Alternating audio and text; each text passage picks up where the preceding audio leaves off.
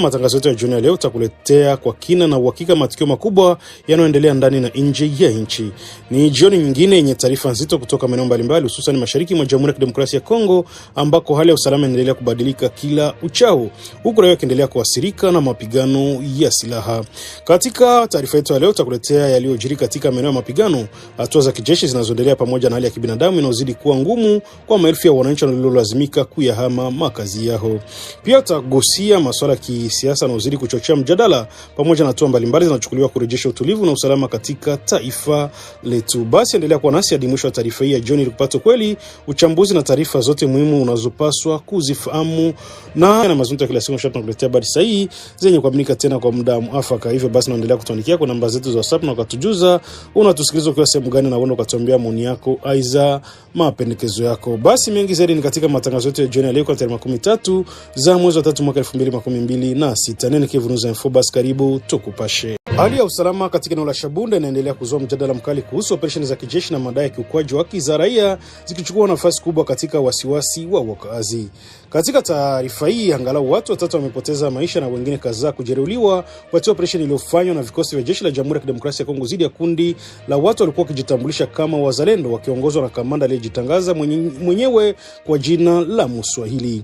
Operesheni hiyo ilianzishwa siku ya Jumamosi tarehe 28 Machi, ikilenga kundi hilo ambalo limetajwa kuhusika na vitendo vya unyanyasaji na usumbufu kwa wakazi wa katikati ya Shabunda pamoja na vijiji vinavyozunguka eneo hilo.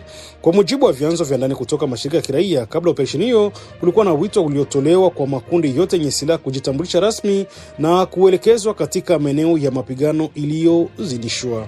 Hata hivyo, baadhi ya makundi hayo yalikataa wito huo na badala yake kuendelea kuwatesa raia pamoja na kudumisha hali ya ukosefu wa usalama. Hali hii imesababisha malalamiko mengi kutoka kwa wananchi, jambo lilochochea jeshi kuchukua hatua za kijeshi. Siku ya operesheni hii, hali ilibaki kuwa ya taharuki kubwa katika mji wa Shabunda na maeneo jirani, na taarifa zinaeleza kuwa watu 3 kutoka upande wa kundi la Muswahili waliuawa huku wengine kadhaa wakikamatwa, ikiwemo kiongozi wao huyo wa kujitangaza ambaye anajiita Muswahili. Baada ya kukamatwa kwa watumio hao, hatua ya haraka ya kisheria ilichukuliwa, ambapo kesi ilianza kusikilizwa papo hapo ili kubaini wajibu wa kila mmoja katika vitendo vilivyotajwa. Wakati huo, mjadala mwingine mzito unabuka kukihusisha jeshi la Jamhuri ya Kidemokrasia ya Kongo ikiutumiwa na baadhi ya watetezi wa haki za binadamu kuhusika katika shughuli za kibiashara kwa kizingizio cha usalama. Katika maeneo mengine ya wilaya Shabunda, hususan kwenye njia zinazounganisha Bukavu na maeneo ya Mai Mingi, Evari, Isiezia, Kingulube na Nyalumbemba, kumekuwa na kusitishwa kwa muda mrefu kwa usafiri wa magari. Hali hii imepelekea eneo kuwa katika hali ya kutengwa, jambo linalowasili moja kwa moja wakazi wa eneo hilo. Kutokana na kusimamishwa kwa usafiri wa barabarani, wananchi wanakabiliwa na uhaba mkubwa wa bidhaa muhimu, hasa zile zinazotoka mjini Bukavu. Bei za bidhaa zimepanda kwa kiwango kikubwa, hali inayozidi kuongeza ugumu wa maisha kwa wakazi wa eneo hilo. Baadhi ya vyanzo vinaeleza kuwa sababu za kusitishwa kwa usafiri huo si tu za kiusalama pekee, bali pia zinahusishwa na maslahi ya kiuchumi. Inadaiwa kuwa ndege za kijeshi zinazotumika kusafirisha bidhaa, jambo linaloweza kuwa linaongeza gharama na hizo kupandisha bei sokoni. Wakosoaji wa hali hiyo wameona kuwa hatua ya uwezekano wa kuundwa kwa aina fulani ya ukiritimba wa kibiashara, ambako usafiri wa barabarani umezuiliwa ili kuruhusu njia mbadala yenye faida kwa baadhi ya wahusika. Kutokana na hilo, wakazi wa Shabunda wanaendelea kutoa wito kwa mamlaka husika kuingilia kati haraka ili kurejesha hali ya kawaida, kufungua njia za usafiri na kupunguza mateso ya wananchi ambao wamekuwa kikumbwa na hali hiyo kwa zaidi ya miezi 6 sasa. Hii ni hali inahitaji hatua za haraka ili kulinda usalama wa raia pamoja na kuhakikisha upatikanaji wa mahitaji muhimu unarejea katika hali ya kawaida. Hofu, vilio na simanzi vimetawala katika eneo la Kale kufuatia tukio jingine la kikatili lilitokea katika kijiji cha Chanje, hali iliyozidi kuonesha kuzorota kwa usalama katika maeneo ya juu ya Kivu Kusini, mashariki mwa Jamhuri ya Kidemokrasia ya Kongo. Kwa mujibu wa taarifa za ndani, watu wasiopungua 8 wameuawa na wengine zaidi ya 20 kujeruhiwa vibaya baada ya kundi la watu wenye silaha kuvamia kijiji hicho kilichopo kwenye milima ya juu ya Kale katika usiku wa kuamkia Jumapili tarehe 29 Machi mwaka 2026. Vyanzo vya eneo hilo vinaeleza kuwa huu ni mmoja mashambulizi mabaya zaidi kwa kushuhudiwa katika kijiji cha Chanje ambako washambuliaji walifika kwa makundi na kulenga moja kwa moja eneo hilo linalojulikana kwa shughuli za uchimbaji wa madini. Inasemekana kwa tukio hilo lilianza majira saa 1 jioni ambako watu wenye silaha walivamia kijiji hicho na kuanza kufyatua risasi ovyo kwa wakazi, alisababisha taharuki kubwa na kukimbia kwa wananchi kutafuta hifadhi. Mbali na mauaji yao, pia kuliripotiwa vitendo vya uporaji wa mali za wananchi, huku makumi ya watu wakijeruhiwa kwa risasi, na mashuhuda wa tukio hilo wanasema kuwa hali ilikuwa ya kutisha sana, huku sauti za vilio zikisikika kila kona ya kijiji hicho. Katika maeneo mengine ya katikati ya Chenje, familia kadhaa zimeathirika vibaya.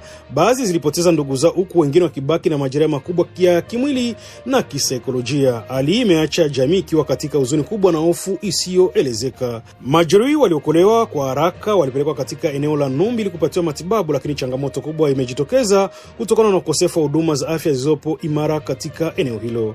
Taarifa zinaeleza kuwa hali ya usalama bado ni tete, jambo linalozua utoaji wa msaada wa haraka kwa waathirika. Miundombinu ya afya katika eneo la Numbi inakabiliwa na changamoto kubwa, ikiwemo ukosefu wa vifaa vya wataalamu wa kutosha wa kuhudumia idadi kubwa ya majeruhi.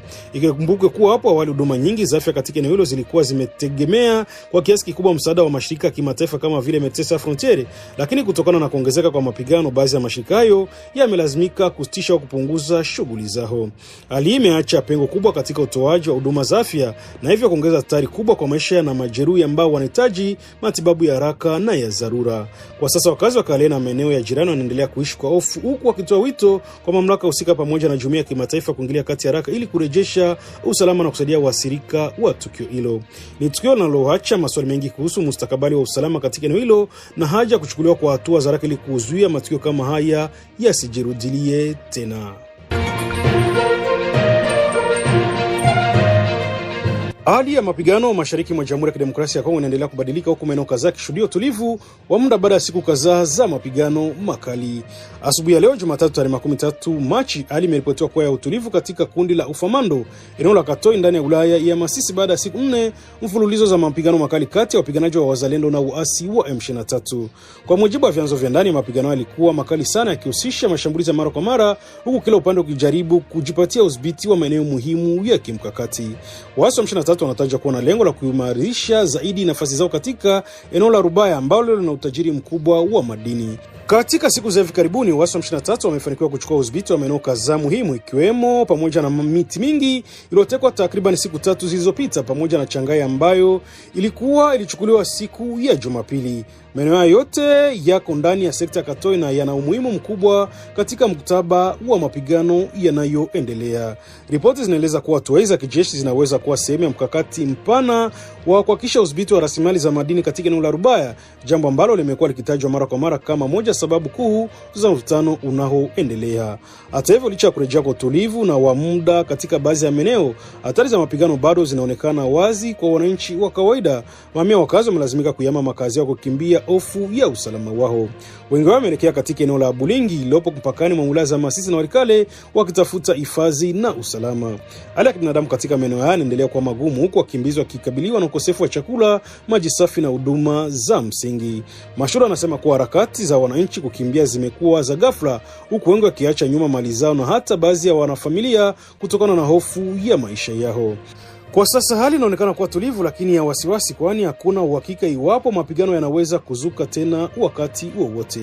Wakazi wanaendelea kuishi kwa tahadhari kubwa, huku wakifuatilia kwa karibu mwenendo wa hali ya usalama. Mamlaka pamoja na wadau wa kibinadamu wanakabiliwa na changamoto ya kuwafikia wasiriwa hawa na kuwapatia msaada wa dharura katika mazingira ambayo bado hayajatulia kikamilifu. Hali hii inazalisha kwa mara nyingine tena athari kubwa za mapigano kwa raia wasio na hatia na haja ya juhudi za haraka ili kurejesha amani na utulivu wa kudumu katika eneo la Masisi na maeneo jirani.